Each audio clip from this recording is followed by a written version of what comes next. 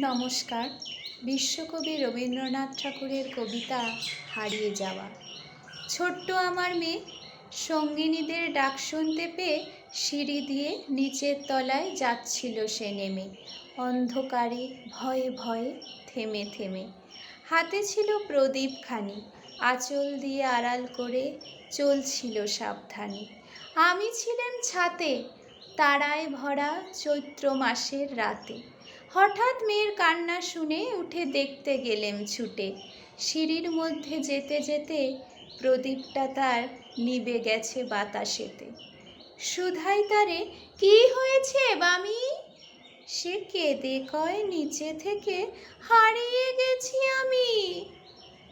তারায় ভরা চৈত্র মাসের রাতে ফিরে গিয়ে ছাতে মনে হলো আকাশ পানে চেয়ে আমার বামির মতোই যেন অমনি কে এক মেয়ে, নীলম্বরের আঁচলখানি ঘিরে দীপশিখাটি বাঁচিয়ে একা চলছে ধীরে ধীরে। নিপ্ত যদি আলো, যদি হঠাৎ যেত থামি, আকাশ ভরে উঠত কেঁদে, হারিয়ে গেছি আমি, হারিয়ে গেছি আমি। নমস্কার।